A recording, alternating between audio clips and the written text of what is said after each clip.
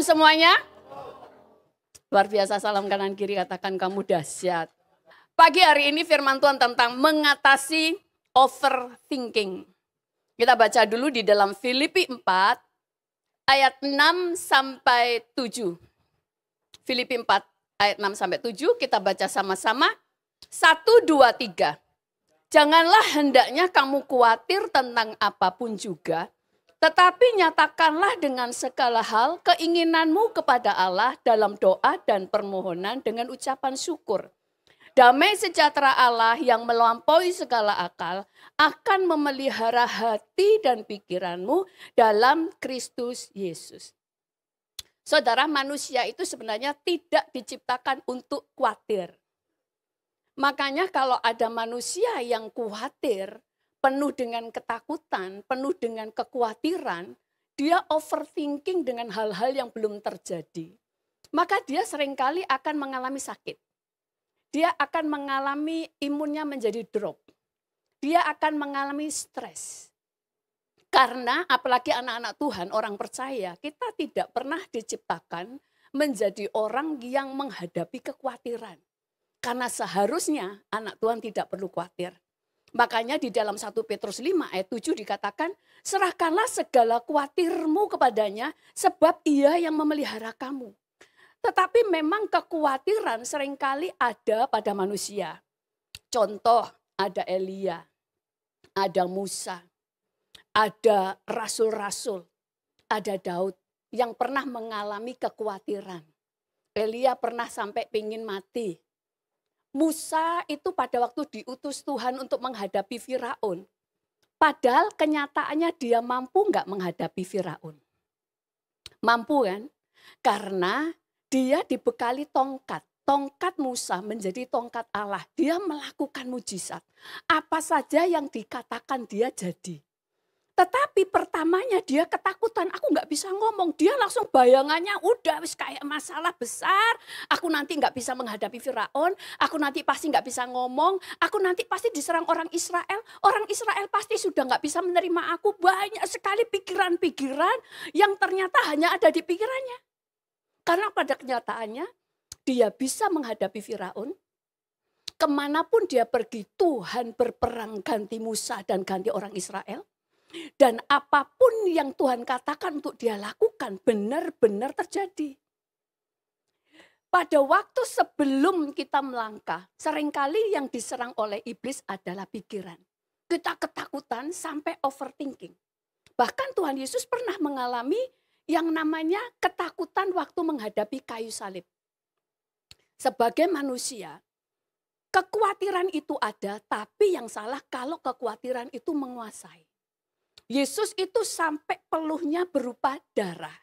Kenapa? Karena orang yang depresi dan ketakutan, stres berat, itu pembuluh darahnya pecah. Sehingga waktu keringat mengalir itu bercampur dengan darah. Kita bisa melihat ketakutan Yesus. Tetapi pada kenyataannya Yesus bisa menghadapi salib enggak? Bisa enggak? Menang enggak? Menang. Suatu saat ada seorang hamba Tuhan, dibawa Tuhan ke surga, ketemu Yesus. Dia itu karena banyak pertanyaan, terus dia tanya, Tuhan Yesus, kamu itu kok sampai mengeluarkan darah? Dia bilang gini, karena aku sudah membayangkan lebih dulu. Dia sudah overthinking dulu. Dia sudah membayangkan kesakitannya, penderitaannya, bisa enggak aku tahan dan sebagainya.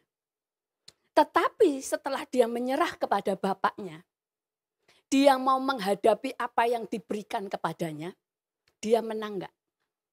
Berhasil enggak? Berhasil. Jadi seringkali yang firman Tuhan katakan pencobaan yang kamu alami itu bukan pencobaan yang berat, pencobaan yang kamu alami itu biasa. Makanya pada waktu Tuhan berkata demikian, Tuhan tidak berdusta. Yesus waktu itu sebagai manusia dia sudah membayangkan dulu. Bahkan ada beberapa anak Tuhan itu yang sudah mendapatkan penglihatan tentang akhir zaman. Waktu rapture, ada beberapa anak Tuhan yang tertinggal karena memang dia nggak takut akan Tuhan. Tetapi juga ada orang-orang yang dipilih Tuhan untuk tertinggal. bukan karena mereka itu tidak terpilih untuk dipanggil, di rapture karena berdosa, enggak. Tapi untuk mendampingi anak-anak Tuhan. Beberapa orang sudah tahu panggilannya, bahwa dia nanti waktu rapture dia nggak akan diangkat, sudah tahu. Dia akan mendampingi, Tuhan pakai mendampingi anak-anak Tuhan. Ternyata waktu di situ, itu kayak Filipus ya, hari ini di sini tiba-tiba diterbangkan Tuhan di mana ada anak-anak Tuhan yang sudah mau dipenggal, dianiaya. Terus anak-anak orang-orang ini mengatakan, kamu sabar, sabar sedikit lagi, terima aniaya, sabar. Orang ini tentara-tentara yang mau menganiaya nggak lihat dia ini di penglihatan, yang dapat penglihatan nggak cuma satu, tapi beberapa orang bersama-sama. Terus dia bilang begini, waktu dikasih kekuatan, waktu mereka mau dipenggal, mau dianiaya, waktu mereka tidak menolak Tuhan, ternyata sebelum aniaya dimulai, rohnya sudah diangkat Tuhan. Itu ada kemarin juga ada yang mendapatkan itu orang Indonesia. Jadi orang berbeda-beda orang dan mereka mendapatkan hal yang sama. Sebelum aniaya itu sampai terjadi, rohnya sudah diambil Tuhan. Tapi kan tadinya nggak tahu kalau rohnya bakal diambil Tuhan. Benar?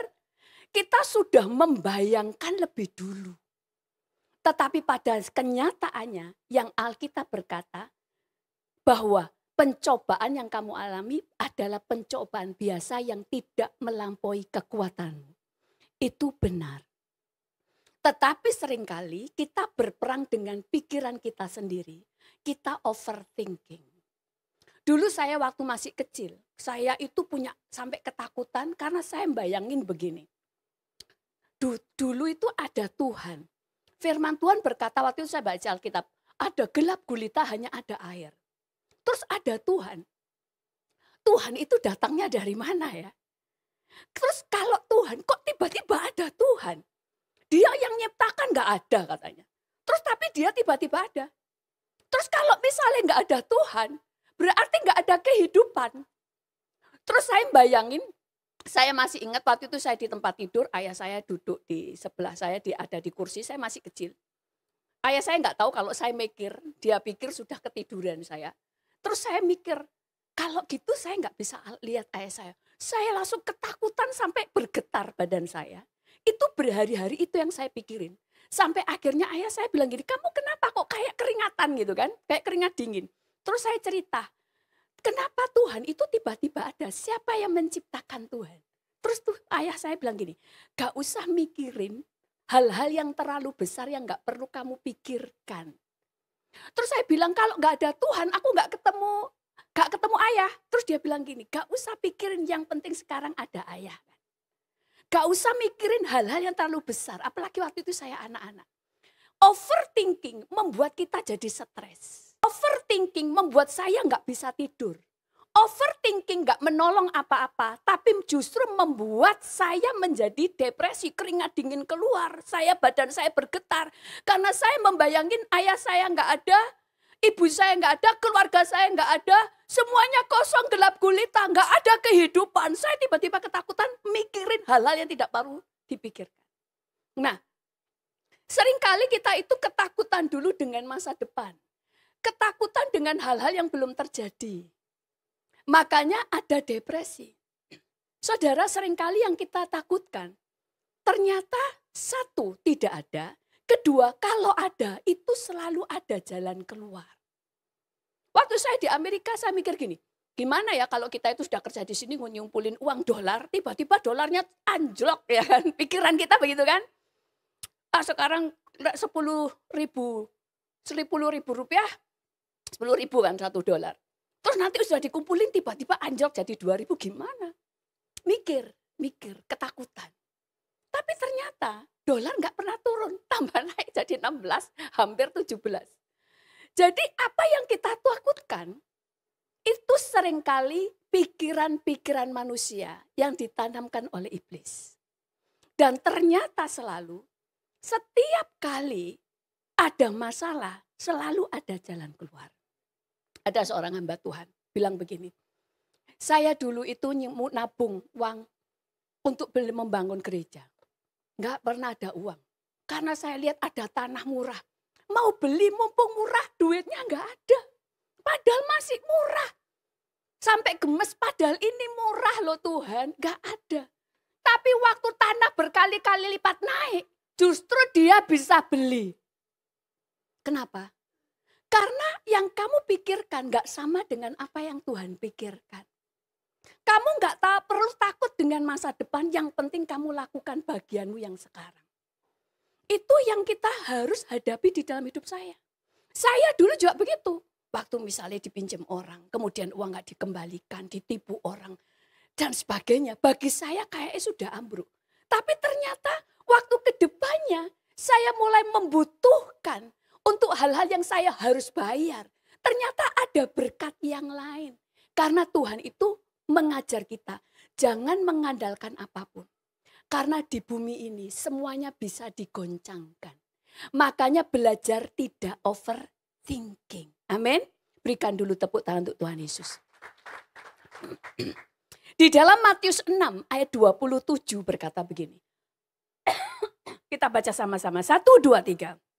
Siapakah di antara kamu yang karena kekhawatirannya dapat menambah sehasta saja pada jalan hidupnya? Enggak ada. Kamu enggak menambah apa-apa. Tapi justru kamu menjadi depresi. Kamu menjadi stres. Kamu menjadi uring-uringan.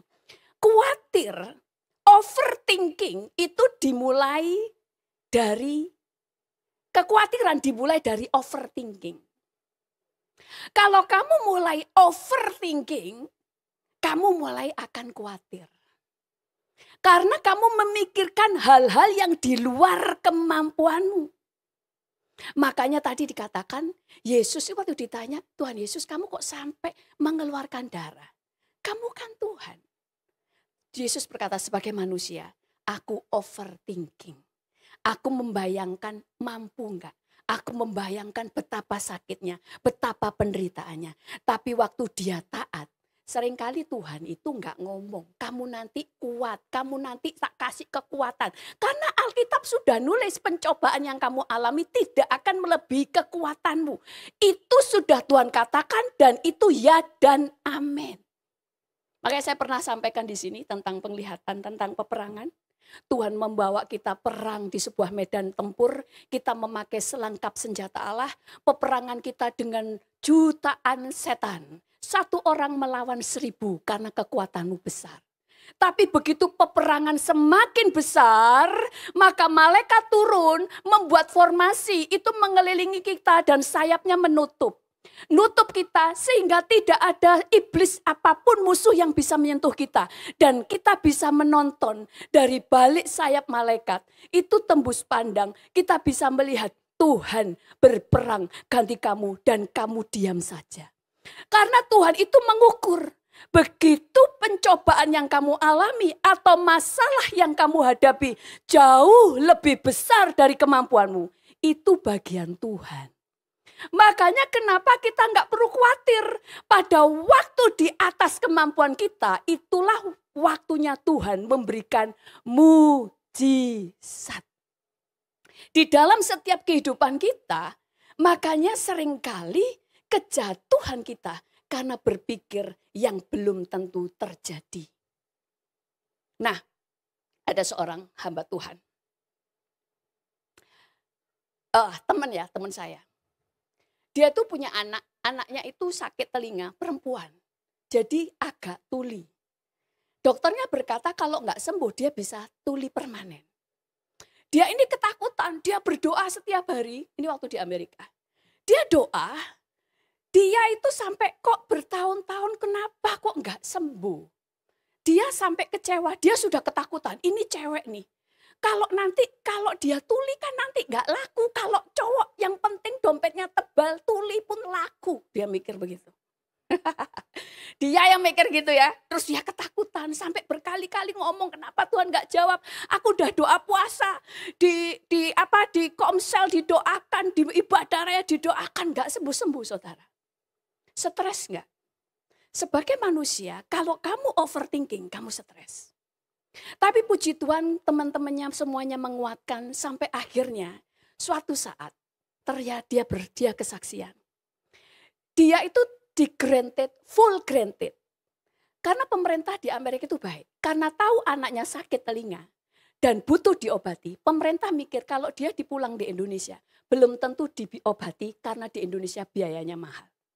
Sehingga pemerintah memberikan granted full karena pemerintah kasihan pada anaknya. Karena di Amerika pengobatannya gratis. Dia akan dirawat sampai sembuh. Apa yang terjadi? Begitu di granted full, belum sampai ke dokter, seminggu kemudian dia sembuh total. Berikan tepuk tangan untuk Tuhan Yesus. Terus akhirnya sampai kesaksian begini. Aku dulu ketakutan, saya mikir Tuhan kok enggak jawab doaku ya.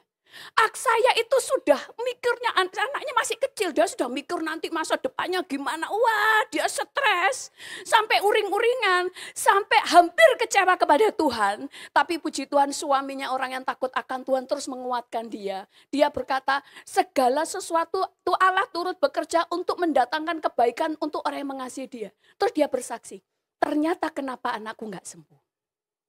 Kalau anakku sudah sembuh sebelum saya maju sidang, mungkin saya tidak di-granted. Karena hakimnya berkata, satu alasan hakimnya mengherentit hanya karena kasihan lihat anaknya sudah mau tuli permanen. Saudara, selalu kita memikirkan hal-hal yang Tuhan tidak pikirkan. Tuhan itu sutradara di dalam kehidupan kita. Makanya asal kamu sudah berdoa, maka Tuhan memegang kendali. Sekalipun kamu tidak lihat Tuhan bekerja, Tuhan selalu bekerja di balik layar. Tuhan selalu bekerja tidak bertentangan dengan firman-Nya. Kalau firman-Nya berkata, kamu dicobai tidak melebihi kekuatanmu, itu dia dan amin. Kalau Alkitab berkata ada saatnya melebihi kekuatan, maka Tuhan yang berperang ganti kamu, itu pasti terjadi. Sehingga di dalam kehidupan kita, kadang khawatir itu perlu. Tetapi yang tidak boleh kalau dikuasai kekhawatiran. Khawatir itu membuat kita akhirnya menjadi bijaksana dan hati-hati. Dan kita akhirnya bergantung kepada Tuhan. Takut itu perlu, tapi jangan sampai dikuasai ketakutan. Karena kita tidak didesain Tuhan untuk khawatir dan ketakutan. Karena itu akan mengakibatkan depresi sehingga kita jatuh sakit. Coba salam kanan kiri. Ojo stres. Kita baca ya di dalam 1 Korintus 10 ayat 13. Kita baca sama-sama. Ini bagus ayatnya. 1, 2, 3. Pencobaan-pencobaan yang kamu alami ialah pencobaan-pencobaan biasa yang tidak melebihi kekuatan manusia. Sebab Allah setia dan karena itu ia tidak akan membiarkan kamu dicobai melampaui kekuatanmu. Pada waktu kamu dicobai, ia akan memberikan kepadamu jalan keluar sehingga kamu dapat menanggungnya. Yang pertama, janji Tuhan dari ayat di atas adalah ada di PowerPoint. Yang pertama, pencobaan yang kamu alami, ini janji Tuhan. Itu pasti pencobaan biasa. Kedua, janji Tuhan, pencobaan yang kamu alami tidak akan melampaui kekuatanmu. Ketiga, pada waktu kamu dicobai, Tuhan pasti memberimu jalan keluar. Dari ayat ini ada 3 janji Tuhan. Pencobaanmu itu pencobaan biasa, bukan luar biasa. Setiap orang punya pencobaan berbeda-beda. Bagi orang yang A itu pencobaannya berat. Si B kelihatannya ringan. Tapi semuanya sudah diukur. Ayub itu pencobaannya berat gak? Berat gak? Bagi kita berat gak? Makanya kita gak dicobai seperti Ayub. Tapi Ayub menang gak? Menang. Bagi kita, pencobaannya berat banget. Tapi Tuhan tahu, Ayub bisa. Karena setiap orang diukur pencobaan ini bagi Ayub biasa. Makanya waktu kehilangan harta, kehilangan anak, dia tuh bisa sampai santai aja berkata, Tuhan yang memberi, Tuhan yang mengambil. Kalau mungkin kita kecewa dulu, nggak ke gereja, dan kemudian kita ngomong Tuhan itu pendusta, dan sebagainya. Baru pencobaan kecil. Tapi dia santai. Bahkan diomelin istrinya. Kamu ke gereja lagi, kamu persembahan lagi. Ngapain Tuhan-Tuhanan? Dia tetap bisa bertahan. Kenapa? Dia bertahan. Rasul-rasul, 12 rasul-rasul, semuanya mati dianiaya. Ada yang gagal? Ada yang gagal? Tidak ada. Semuanya menang. Kalau kita mungkin gak bisa. Karena Tuhan itu setia. Setiap orang akan mengalami apa yang sudah diukur. Makanya Tuhan katakan yang Tuhan tentukan untuk mati dengan pedang. Yang enggak. Tapi ada yang tidak mati, tidak pernah ditentukan mati dengan pedang. Tapi dia yang cari pedang. Karena dia selalu bikin masalah dengan orang. Karena Tuhan sudah berjanji, pencobaan yang kamu alami, pencobaan biasa, tidak melampaui kekuatanmu. Dan pada waktu kamu dicobai, akan selalu ada jalan keluar. Makanya pada waktu saya dulu ditipu orang dan sebagainya, mikir nih. Sayang ya duitnya segitu seorang ini kok bisa kenipu. Tapi setelah waktu berjalan, kok saya tetap pada waktu saya membutuhkan rumah, butuh ini, butuh itu, saya tetap bisa beli itu. Bahkan pada waktunya, semua itu bisa saya beli cash. Berkat yang saya tidak pernah pikirkan itu akan saya alami. Terus saya mikir, kalau gitu ngapain saya dulu kepahitan? Bahkan ada seorang hamba Tuhan. Dia seorang penginjil. Tuhan bawa keluar pulau. Dia waktu itu punya uang cuma 100.000. Zaman itu ya. Tuhan ngomong, ada hamba Tuhan di situ. Kasih sama dia semuanya. Dia mikir, kalau nggak punya uang, aku nanti makan apa di sana? Tuhan tak kasih 50 ya. Tuhan bilang nggak boleh. 75 ya, nggak boleh. Sampai kemudian Tuhan 90 boleh? Boleh. Ditawar. Itu orang Indonesia. Makanya waktu orang Yahudi dapat 10 perintah Allah, kalau dikasih kepada orang Indonesia, mungkin tinggal 4. Karena tawar, menawar. Orang Yahudi kurang pinter, nggak kayak kita. Terus dia tuh nawar 90 dan ya sudah. Akhirnya dikasih 90. Dia sudah gini, 10.000 ya. Deg-degan dia. Tapi ternyata waktu dia di luar pulau, dia sudah dijemput karena nggak ada kendaraan umum buat bayar apa. Ya kalau ada angkot, bayar angkot. Dia nggak bisa. Kemudian di tempat sana nggak ada warung. Nggak ada orang jualan sehingga 10.000 ini pun nggak laku karena nggak ada orang jualan. Dia mendapatkan makanan dari orang-orang yang diinjili, orang yang sakit disembuhkan, semuanya, semua orang itu bawa makanan sebagai tanda terima kasih. Sampai kelebihan, sampai pulang $10, 10.000-nya tetap utuh. Saudara, seringkali kita overthinking. Bukan hal yang akan terjadi. Karena kita harus percaya rancangan Tuhan selalu baik.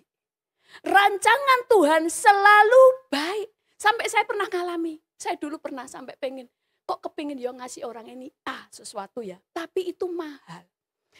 Aduh tapi kalau ngasih itu habis duitku ya kan. Tapi setelah waktu lewat. Saya sampai mikir. Kenapa enggak tak kasih saja. Toh uang itu tetap habis untuk hal yang enggak penting.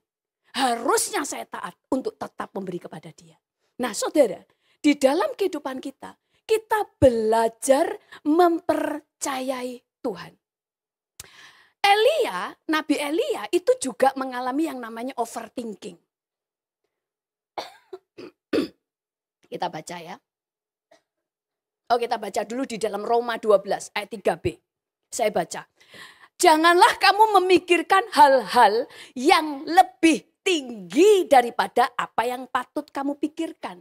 Tetapi hendaklah kamu berpikir begitu rupa sehingga kamu menguasai diri menurut ukuran iman yang dikaruniakan Allah kepada kamu masing-masing. Makanya Alkitab berkata, berkat sehari-hari cukup untuk sehari. Kamu misalnya sudah ditipu orang, dibawa lari, dikemplang orang uangmu. Serahkan kepada Tuhan.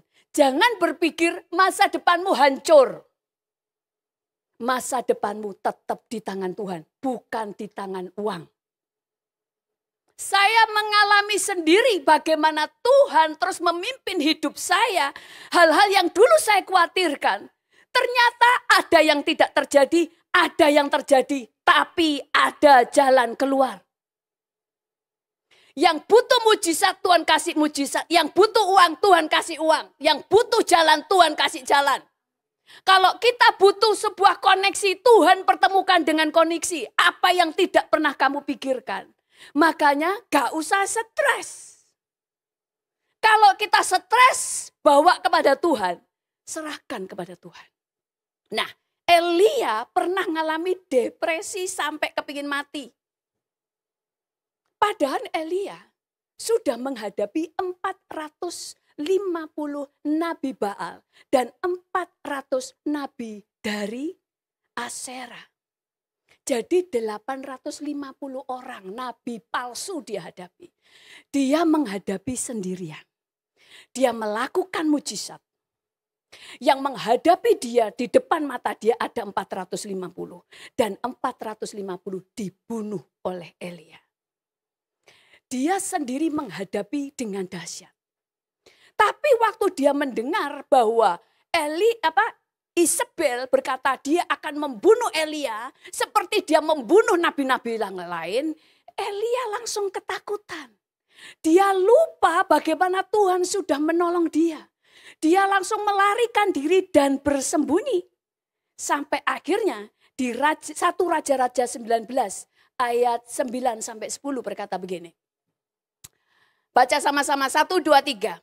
Di sana masuklah ia ke dalam sebuah goa dan bermalam di situ. Maka firman Tuhan datang kepadanya demikian. Apakah kerjamu di sini hai Elia? Jawabnya, aku bekerja segiat-giatnya bagi Tuhan, Allah semesta alam. Karena orang Israel meninggalkan perjanjianmu, meruntuhkan mezbah-mezbahmu, dan membunuh nabi-nabimu dengan pedang. Hanya aku seorang dirilah yang masih hidup dan mereka ingin mencabut nyawaku. Di dalam bayangan dia, orang-orang Israel semua nyembah berhala. Kalau semua menyembah berhala, pasti mereka sudah ada di pihaknya Isabel. Karena mereka juga menyembah berhala seperti Isabel. Dan Tuhan, aku ini seorang nabi satu-satunya yang masih hidup. Karena semua nabi sudah dibunuh. Apakah yang ditakutkan, yang dia pikirkan benar? Benar enggak? Tidak. Makanya asumsi, kamu mikir-mikir sendiri yang bukan kenyataan. Makanya banyak orang itu stres karena belum melihat sebuah kenyataan. Kayak kemana hari ada demo banyak yang tanya sama saya, Pastor, gimana Pastor, apakah seperti 98? Bagaimana, apakah saya harus melarikan diri? Saya bilang, ada demo, tapi tidak tahu seperti 98. Tenang, tetap tinggal di rumah, tetap makan dan tidur dengan tenang. Dan saudara, ternyata yang Elia takutkan, kita baca di 1 Raja-Raja 19 ayat 18. Karena kita itu seringkali sama seperti Elia. Ya ini, Elia berpikir semua orang Israel menyembah. Sudah jadi penyembah berhala, jadi pasti sudah mengikut Isabel. Elia berpikir hanya dia seorang nabi yang masih hidup. Kita baca di dalam 1 Raja-Raja 19 ayat 18. Alkitab berkata begini. Oh enggak ada ya di situ ya, tak baca ya. Tetapi aku akan meninggalkan 7.000 orang Israel di Israel.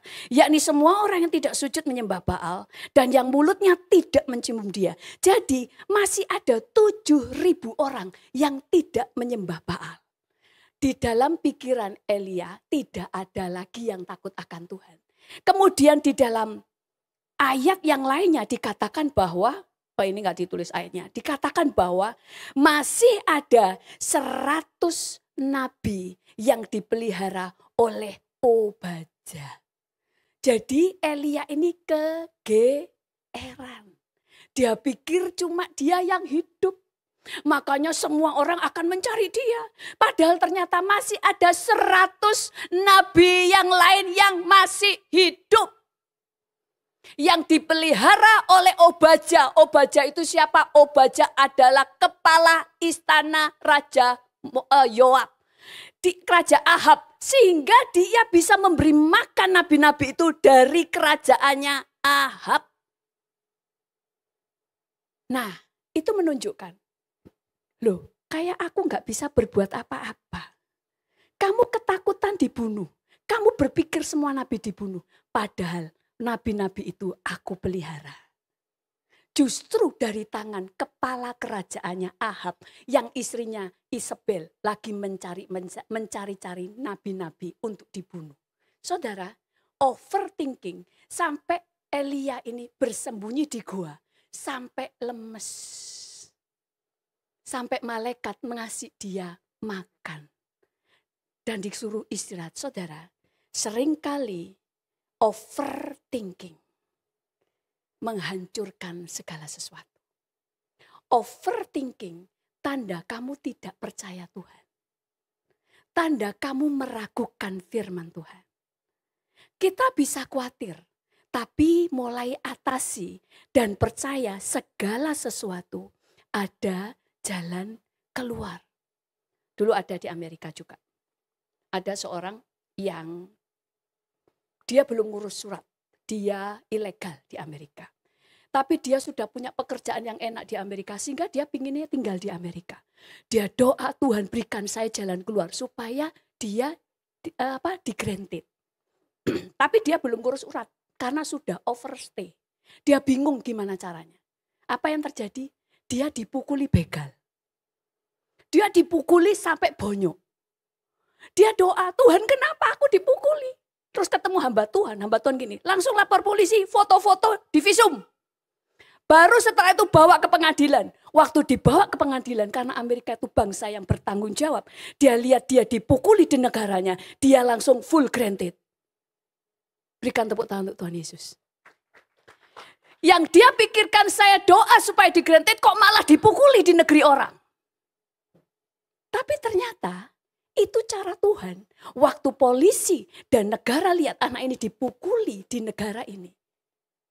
Maka dia bertanggung jawab dan memberikan full granted. Tanpa ada biaya. Karena negara yang menggranted dia tanpa dia mengajukan diri untuk mendapatkan green card. Apa yang tidak pernah kamu pikirkan, sudah Tuhan pikirkan. Itu sebabnya Elia tadi juga demikian. Nah sekarang bagaimana kita mengatasi, bagaimana caranya kita mengatasi overthinking? Yang pertama, berserah kepada Tuhan.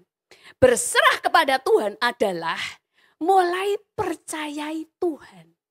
Percayai bahwa di dalam segala masalah ada jalan keluar. Ke depan ada masalah, ada jalan keluar. Di depan masalah kegelapan sekalipun firman Tuhan berkata, Tuhan adalah terang. Bukan cuma Tuhan terang, tapi kamu adalah terang. Maka kamu yang bisa membuka jalan. Yang kedua, aktifkan iman, bukan kekhawatiran. Iman harus dibangkitkan. Ketakutan membuat kita punya keyakinan yang salah. Iman bekerja membuat yang negatif menjadi positif. Ketakutan mendatangkan malapetaka di bawahnya. Ketakutan mendatangkan malapetaka, tapi iman menciptakan yang mustahil menjadi mungkin. Makanya kalau kita dulu lihat di sulap-sulap itu kan selalu berkata abra-kedabra. Itu dari Alkitab. Dari bahasa Aramaik yang artinya abra-kedabra, I will create as I speak. Makanya waktu mereka berkata, jadi kucing, abra-kedabra kucing. Kenapa? Karena ini perkataan dari Alkitab. Abra-kedabra artinya terjadi seperti yang aku katakan. Karena engkau anak Allah. Maka engkau yang menciptakan jalan keluar. Perkatakan pintu yang tertutup supaya terbuka. Saya dulu ada seorang anak Tuhan. Di Amerika juga ya. Kesaksiannya banyak karena seluruh di sana. Dia itu bahasa Inggris gak terlalu bisa. Dia pada waktu ada hotel. Itu yang di situ itu semua orang sudah kerja di situ. Karena kalau kerja di hotel di situ enak. Karena mereka punya banyak benefit. Gak bisa dipecat. Kalau toh dipecat, perusahaan itu harus nyarikan kerja. Nah, karena ikut union. Sebanyak orang-orang bule di sana sudah kerja 2 tahun, tapi belum diangkat karena belum ada yang keluar. Kalau sudah tua, di pensiun baru ada orang yang bisa masuk. Karena semua orang nggak mau keluar, gajinya tinggi. kemudian benefitnya banyak, dapat asuransi dan sebagainya diurusin oleh union. Terus orang ini cuma datang ke situ, dia belajar deklarasi. Setiap pagi dia deklarasi di situ, di sini akan menjadi tempat aku bekerja. Pintu yang tertutup terbuka, setiap hari dia lakukan. Terus dia lamar kerja. Terus kemudian ada orang yang keluar karena sakit. Yang diangkat siapa? Anak Tuhan ini. Bukan yang lain. Sampai yang lain yang bule, bahasa Inggrisku lebih bagus dan aku sudah kerja 2 tahun. Tetapi kenapa kamu yang diangkat? Kenapa? Karena aku berbicara, maka itu yang terjadi. Saudara, diurapi itu bukan abal-abal, itu sungguhan. Sehingga teman saya bisa bekerja. Kenapa? Karena dia percaya. Abrakadabra. I will speak as I will create as I speak. Berikan tepuk tangan untuk Tuhan Yesus. Yang ketiga, yang terakhir. Semua ketakutan, kekhawatiran, overthinking. Kan overthinking itu membuat ketakutan. Gimana caranya? Ya, mempersiapkan diri. Kemarin saya khotbah tentang seorang wanita lebih baik punya uang sendiri. Sekalipun suamimu kaya raya, dia nggak mau kamu kerja. Kalau bisa, kamu tetap punya uang sendiri. Supaya kamu punya harga diri.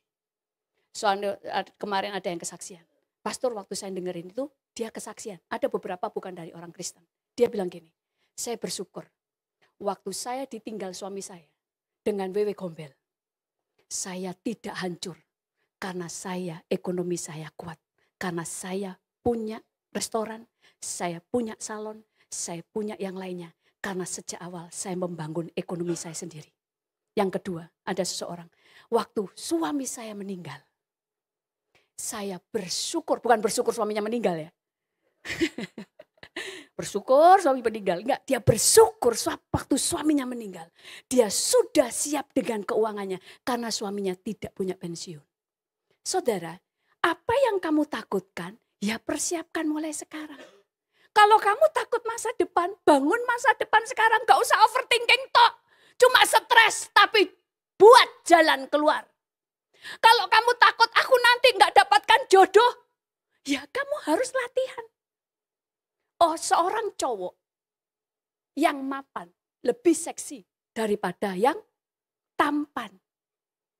Perempuan yang punya kerjaan lebih terlihat cerdas daripada yang pengangguran. Saya mau hidup saya nanti punya pasangan yang baik. Ya, kamu harus mengupgrade dirimu. Enggak usah overthinking, persiapkan dirimu. Nah, kemudian itu yang membuat hidup kita, satu tadi, bagaimana supaya enggak overthinking? Berserah kepada Tuhan. Yang kedua, bangkitkan imanmu dengan memperkatakan. Yang ketiga, mulai mempersiapkan diri. Supaya kalau hal yang kamu takutkan terjadi, kamu tahu kamu sudah siap. Dan percaya Tuhan akan melakukan bagian yang tidak bisa kamu lakukan. Beri tepuk tangan untuk Tuhan Yesus. Saya undang tim musik untuk maju ke depan. Siapkan lagu Satu-satunya Pengharapanku. Jadi di dalam Tuhan, sekali lagi, tidak ada masalah yang jauh lebih besar daripada apa yang bisa kamu hadapi. Kenapa? Karena kalau melebihi kekuatanmu, itu bagian Tuhan yang menyelesaikan. Makanya selesaikan yang bisa kamu selesaikan. Persiapkan apa yang bisa kamu persiapkan. Selebihnya itu adalah bagian Tuhan. Bagiannya mujizat. Berikan tepuk tangan untuk Tuhan Yesus. Saya undang semuanya bangkit berdiri. Mungkin saudara punya masalah. Mungkin saudara punya ketakutan di masa depan. Bagaimana masa tuaku? Bagaimana dengan anak-anakku? Bagaimana dengan perusahaanku? Bagaimana dengan hutangku? Bagaimana dengan pernikahanku? Percayalah, di dalam setiap masalah Tuhan menyediakan jalan keluar. Engkau tidak sendirian. Yang penting kita tetap berlaku benar. Karena firman Tuhan berkata, kebenaranlah yang akan memerdekakan kamu. selama kita tetap berdiri atas kebenaran dan mempercayai Tuhan, Tuhan yang akan melakukan bagiannya. Apa yang tidak pernah timbul di dalam pikiran kita, apa yang tidak pernah timbul di dalam hati kita, bahkan kita tidak pernah mengimajinasikannya, itu yang Tuhan sediakan bagi kita. Mari angkat tangan kita, tangan kanan di atas dan tangan kiri di dada. Tuhan, Kau yang tahu setiap pergumulan masing-masing pribadi. Masa depan kami ada di tangan-Mu. Kami tidak perlu takut karena Engkau sudah berjanji. Dan dalam setiap masalah, itu bukan masalah besar. Dan setiap masalah tidak melebihi kekuatan. Dan setiap masalah ada jalan keluar. Supaya nama-Mu dipermuliakan dalam hidup kami. Kami bersyukur dan firman-Mu membuat cara pandang kami diubah. Membuat iman kami dibangkitkan. Dan kami bersyukur kepadamu Tuhan. Terpujilah nama-Mu di dalam nama Tuhan. Selama kau beserta